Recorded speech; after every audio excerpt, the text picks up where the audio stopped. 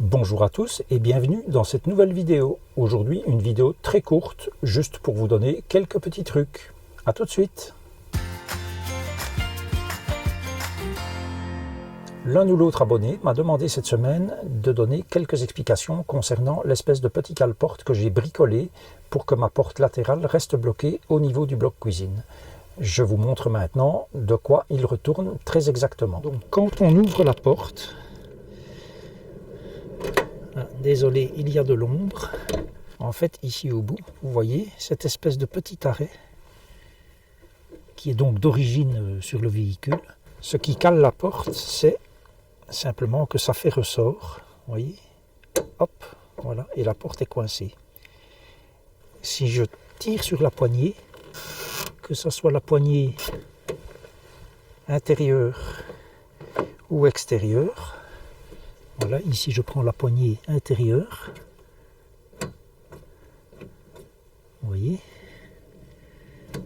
en fait le but de l'arrêt de porte que j'ai fait, c'est de reproduire exactement la même chose, ni plus ni moins. Voilà. Désolé, avec le soleil, la lumière n'est pas très bonne. Comme je l'avais expliqué, moi j'ai utilisé une équerre d'ordinateur pour faire cela. Je ne vous cache pas que depuis j'ai racheté une petite plaque de métal pour faire quelque chose de plus propre.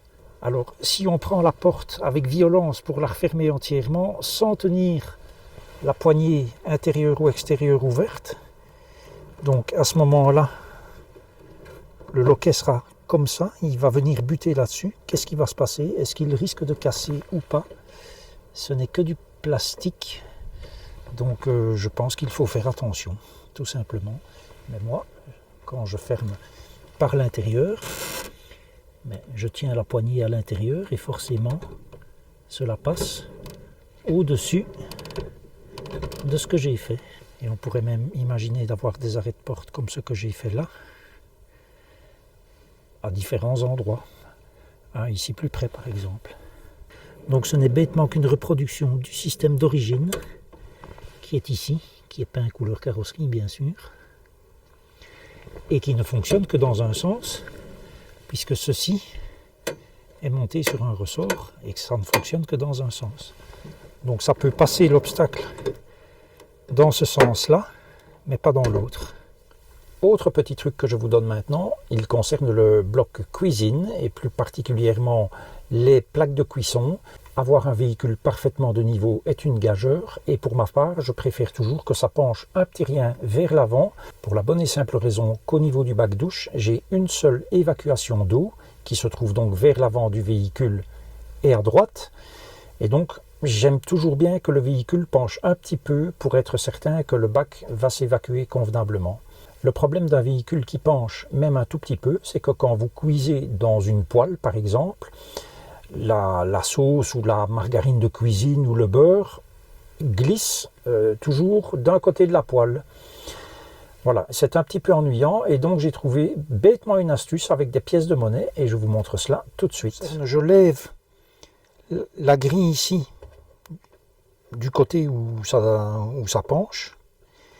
Évidemment, avec le poids des casseroles, ça s'enfonce. Et qu'est-ce que je fais tout simplement? Dans la cabine, ici, j'ai un monnayeur que je vous montre. Voilà. Et je prends tout simplement des pièces de 2 €. Sur ce parking-ci, je prends 3 pièces de 2 € et je les mets ici. Et maintenant, ma casserole est bien plate. Alors les pièces sont un petit peu chaudes, donc il faut attendre un tout petit peu avant de les enlever quand on a fini de cuisiner. Mais en général, quand on a fini de manger, les pièces sont refroidies et on peut les ranger. Voilà, petit truc qui ne coûte rien du tout. Et enfin, un dernier petit truc pour aujourd'hui. Moi, c'est quelque chose qui me sert pour plein de choses. Je parle d'un nettoyant qu'on appelle communément APC. Dans le monde du car detailing, on appelle ça APC, c'est All Purpose Cleaner, donc nettoyant multi-usage. Je vous mets le lien où j'achète ce produit, c'est chez Chemical Guys. Ce produit est dilué, évidemment, il est vendu pur. Moi, j'utilise une dilution fort peu élevée pour avoir un produit qui est le plus agressif possible, agressif entre guillemets, évidemment. De mon point de vue, il est toujours un petit peu difficile d'avoir le bloc cuisine ou la table, pour ne prendre que ces deux exemples-là, parfaitement propres, même en les frottant avec la lavette ou avec une éponge, un peu de produit vaisselle, et puis essuyer cela avec l'essuie-vaisselle que vous appelez torchon en France. Et donc moi je fais tout cela avec ceci, de la PC donc, et de la microfibre. Je n'utilise que de la microfibre pour tout ce qui est nettoyage. Absolument rien d'autre que de la microfibre. Et je peux vous dire que la partie inox du bloc cuisine nettoyé avec ceci, c'est autre chose que nettoyer avec une lavette et puis frotter avec un torchon. Pareil pour la table. Hop, et c'est nickel. Au-dessus du bloc cuisine, vous avez l'armoire qui reçoit toutes les vapeurs de cuisson, mais également la baie de la porte coulissante. Eh bien, je nettoie en général cela avec de la PC. Et c'est nickel. Et mon van est toujours nickel. Je nettoie également par terre avec ceci, et toujours avec une microfibre, puisque la surface est très petite, pas besoin de sortir une serpillière. Donc une microfibre, qu'il faudra probablement mettre à la lessive après, et de la PC, et c'est nickel. Et en plus, ça sent très bon. Autre utilisation qu'on a de ce produit, les joints de fenêtres, les joints extérieurs qui peuvent parfois devenir verts de mousse, quoi, à force d'être dans des régions où il pleut beaucoup. Et donc ceci nettoie très bien avec un pinceau, avec une petite brosse. Moi j'utilisais ça vraiment en car detailing de manière intensive, tant pour l'extérieur que pour l'intérieur. Et je pense notamment à ceux qui ont un toit relevable en toile, qui peut devenir piqué de petits points noirs ou d'autres choses. La chaîne Instant Van Life, dont je mets le lien ici au-dessus, en est un exemple. Eh bien, ce produit, avec une brosse à ongles, oui, vous avez bien entendu, avec une brosse à ongles, pas trop dure évidemment, eh bien, cela fonctionne parfaitement bien. Voilà, les petits trucs et astuces du jour. Que vous dire d'autre? Les nouvelles, vous les connaissez comme moi. Nous n'avons toujours pas récupéré nos libertés. Voilà maintenant plus d'1 an qu'on en est privé à des degrés divers.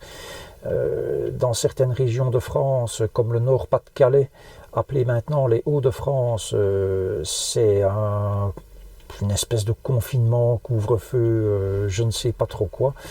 C'est un petit peu compliqué à comprendre. Pareil pour l'Île-de-France et pareil pour une région du sud de la France aussi. On ne peut, nous en Belgique, toujours pas sortir du pays, et de toute façon on peut difficilement rentrer dans d'autres, puisque pour la France on doit avoir un test PCR de moins de 48 heures. La Norvège, pour prendre ce cas-là, dont une autre chaîne, dont je vous mets le lien ici au-dessus, Life is a Trip, a parlé dans son dernier live vendredi.